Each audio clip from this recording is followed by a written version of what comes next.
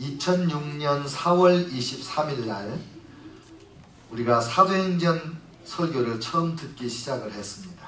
그래서 3년 8개월여 만에 오늘 사도행전 28장 마지막 본문으로 설교를 들어서 사도행전 강해가 마쳐집니다. 긴 세월이었습니다. 그리고 제 생애에 사도행전을 처음부터 끝까지 모든 구절을 설교하기는 이번이 처음이었습니다.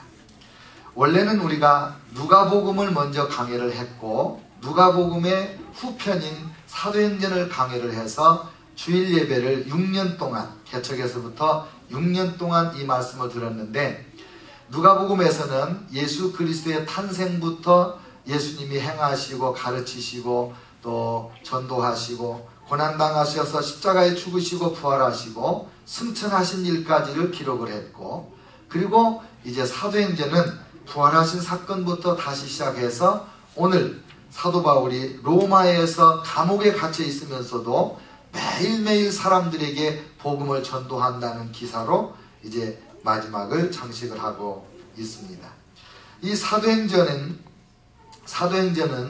오늘 우리에게 매우 중요한 책입니다. 그런데 이 마지막 본문을 보니까 좀 이렇게 마무리가 깔끔하지 않다. 어떻게 책에 결론이 없이 이렇게 끝나나, 그런 의구심을 갖게 만들어요. 근데 거기에서 오늘 우리의 설교 제목이 나온 거예요. 사도행전은 28장으로 기록은 마쳐졌으나 결론이 없는 책입니다. 열려진 책으로 끝이 납니다. 그래서 이제 사도행전 28장이 끝이 아니기 때문에 사도행전을 통해서 교회를 배우고 성도의 삶을 배우고 하나님이 기뻐하시는 세계 선교를 배운 사람들은 어떤 삶을 사는가, 그 삶이 사도행전 29장으로 계속해서 쓰여져야 되는 겁니다. 그래서 우리가 오늘 본문이 제목이 뭐냐면 사도행전 29장의 주인공, 그런 제목입니다. 먼저 이 본문을 좀 살펴보시죠. 23절, 그들이 날짜를 정하고 그가 유숙하는 집에 많이 오니 바울이 아침부터 저녁까지 강론하여 하나님의 나라를 증언하고 모세의 율법과 선지자의 말을 가지고 예수에 대하여 권하더라. 아침부터 저녁까지 자기가 세를 내어서 사는 집인데도 그게 감옥이라서 로마 그 황제 수비대의 군인의 특별 감독을 받으면서 이제 가택연금 상태의 감옥 생활 중에도 자기 집에 손님을 초대해서 오는 사람마다 전도하는 그런 삶을 살고 있는 거죠. 지난주에 말씀드린 것처럼 예수님에 대해서는 모세의 율법과 선지자들의 말을 가지고 예수님을 증거했다고 했고 하나님의 나라를 증거했다고 그랬습니다. 원래 우리 예수님도 이 땅에 오셔서 전도한 그 주제가 뭐냐면 하나님의 나라입니다. 세례 요한도 그가 예수님을 세례 주고 예수님의 길을 준비했지만 그가 선포한 것도 하나님의 나라입니다. 회개할지어다 하나님의 나라가 가까이 왔느니라. 천국이 가까이 왔느니라. 하나님 나라, 천국에 대한 것이 매우 중요한 주제이고 예수님도 제1성이 뭐예요? 회개하라. 천국이 가까이 왔느니라. 하나님 나라가 사도 바울에게, 예수님에게, 세례 요한에게 모든 전도자들의 주제는 하나님의 나라입니다. 하나님의 나라가 뭡니까? 하나님이 왕으로 다스리는 나라고 하나님의 나라 백성된 우리는 왕 되신 하나님의 가르침대로 살고 섬기고 순종하고 충성하고, 그것이 하나님의 나라입니다. 하나님의 가르침, 하나님의 주권이 역사하는 그 삶, 그런 사람들의 공동체, 그런 나라와 민족이 하나님의 나라가 되는 거죠. 근데 그 하나님 나라를 어떻게 만들 수 있느냐? 어떻게 사람들이 사탄의 나라에 살다가 하나님 나라로 들어가게 되느냐? 그게 예수 그리스도예요. 예수 그리스도를 믿으면 사단의 굴레에서 해방돼 가지고 하나님의 나라로 국적이 옮겨지는 거예요. 그래서 예수님 없이는 아버지께로 갈 자가 없잖아요. 구원받을 자가 없고 죄 용서받을 자가 없고 하나님 나라의 백성이 될 길이 없어요. 그래서 언제나 하나님 나라를 전하면서 예수 그리스도를 증거하는 겁니다. 여러분은 예수님이 여러분의 죄를 위하여 죽으시고 부활하신 것을 믿으십니까? 그래서 여러분의 죄가 다 용서된 걸 믿으십니까? 이제 여러분이 이 땅에 살다가 육신 장막 벗으면 천국에 가서 깨어날 거 믿습니까? 그러면 여러분은 지금 하나님의 나라에 살고 있는 것이고 하나님의 나라의 백성으로 살고 있는 것입니다. 이것만 분명하면 2010년도가 전혀 두렵지 않습니다. 2050년도 걱정 없습니다. 그때까지 다 사시기를 축원합니다. 그때까지만 살아요 이런 분은 제가 더 2100년 말씀할게요. 그러면 사도 바울이 아침부터 저녁까지 하나님 나라와 예수님을 전했는데, 황희정 목사가 아침부터 저녁까지 설교했다면 뭐 믿는 사람도 있고 안 믿는 사람도 있고, 최유식 장로님이 아침부터 저녁까지 전도를 했는데 어떤 사람이 믿는 사람이 있고 어떤 사람은 안 믿었다. 그건 뭐 지극히 정상이죠. 장로님 그렇죠 우리?